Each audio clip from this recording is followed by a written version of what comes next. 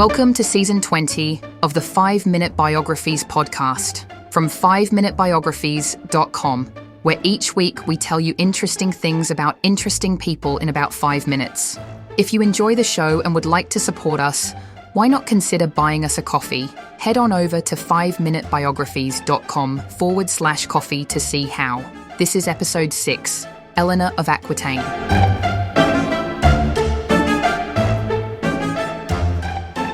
Eleanor of Aquitaine was born in 1122 in Poitiers, France. She became one of the most powerful and influential women of the Middle Ages, serving as both Queen of France and Queen of England. Her intelligence, political acumen, and strong will allowed her to shape the course of European history, making her one of the most remarkable figures of her time. Eleanor was the daughter of William X, Duke of Aquitaine, and Eleanor de Châtellerault. As the heiress to the vast and wealthy Duchy of Aquitaine, she was one of the most sought-after brides in Europe. When her father died in 1137, she inherited the duchy, and later that same year, she married Louis VII of France. Shortly after their marriage, Louis became King of France, making Eleanor his queen consort. Their union, however, was troubled from the start. Eleanor was highly cultured and politically ambitious, while Louis was more devout and reserved. The couple had 2 daughters but no male heir, which further strained their relationship. Eleanor joined Louis on the Second Crusade in 1147, travelling to the Holy Land in a display of leadership rare for a medieval queen. However, tensions between them grew during the campaign, particularly after their military failures and disagreements about strategy. Upon their return to France, their marriage continued to deteriorate. In 1152, their union was annulled on the grounds of consanguinity, leaving Eleanor free to make her own choice for a second husband. Just months later, Eleanor married Henry, Duke of Normandy, who would soon become Henry II of England. Their marriage was a formidable alliance, bringing the vast lands of Aquitaine under the control of the English crown. In 1154, Henry was crowned King of England, and Eleanor became Queen Consort once more. Together, they had 8 children, including Richard the Lionheart and John, both future kings of England. Eleanor played an active role in governing Henry's empire, overseeing her lands in Aquitaine and acting as regent when Henry was absent. However, their marriage was turbulent. Henry's infidelities, combined with Eleanor's strong personality and political ambitions, led to increasing tensions. By 1173, she was involved in a rebellion against Henry alongside their sons. The revolt failed, and Henry had Eleanor imprisoned for the next 16 years, holding her in various castles across England. After Henry's death in 1189, their son Richard the Lionheart ascended the throne. One of Richard's first acts as king was to release his mother from captivity. Eleanor quickly reasserted her political influence, serving as regent while Richard was on the Third Crusade.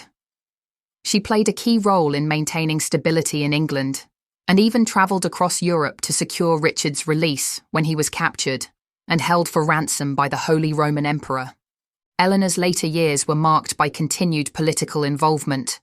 After Richard's death in 1199, her youngest son John became king. She supported John's reign but also worked to secure the succession of her grandson, the future Louis VIII of France, by arranging advantageous marriages. Even in her 70s, she travelled extensively, demonstrating her enduring commitment to her family's fortunes. Eleanor was not only a formidable political figure, but also a great patron of the arts. She played a key role in the development of courtly love culture, which flourished in her court at Poitiers. Troubadours, poets and writers found her patronage invaluable, and she helped shape the chivalric ideals that would define medieval European literature for centuries. Her court was known for its intellectual discourse, attracting some of the greatest minds of the era. She also supported the construction of religious institutions, including Fontevraud Abbey, where she would eventually be buried. In 1202, Eleanor retired to the Abbey of Fontevraud, a place closely associated with the Plantagenet dynasty. She spent her final years in quiet contemplation, though she remained an important political figure until the end. Even in her later years, she played a role in securing peace between England and France. On the 1st of April 1204, Eleanor of Aquitaine passed away at the age of approximately 82. She was buried at Fontevraud Abbey beside Henry II and Richard the Lionheart.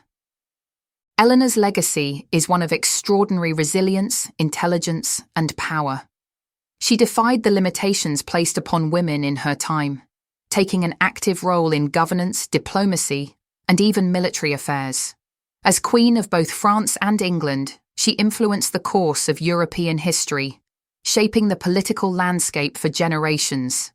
Her patronage of the arts helped to foster the development of courtly culture, and her descendants would go on to rule some of the most powerful kingdoms in medieval Europe. Her life remains a testament to the enduring impact of strong, determined leadership in a world dominated by men. Her descendants include some of the most influential rulers in European history. Through her lineage, she was the ancestor of Edward III of England, whose claim to the French throne sparked the 100 Years' War. Her bloodline extended into numerous royal houses, further spreading her legacy across Europe.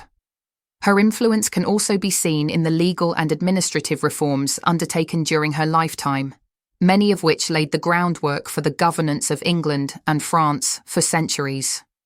Eleanor's life remains a subject of fascination for historians and scholars, and her legacy endures in popular culture.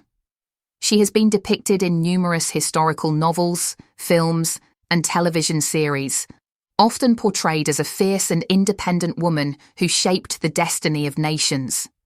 Her intelligence, wit, and political insight continue to inspire, making her one of the most compelling figures of the medieval period. Even centuries after her death, Eleanor of Aquitaine is remembered as a queen who defied expectations, carved her own path, and left an indelible mark on history. Thanks for listening to the 5-Minute Biographies podcast from 5minutebiographies.com. If you enjoyed the show, please leave us a review wherever you get your podcasts, or if you would like to support us more directly, why not consider buying us a coffee? Head on over to 5minutebiographies.com/coffee to see how. Also, why not check out our other 5-minute podcasts, which you can find at 5minuteproductions.com. Thanks for listening, and I'll see you next time.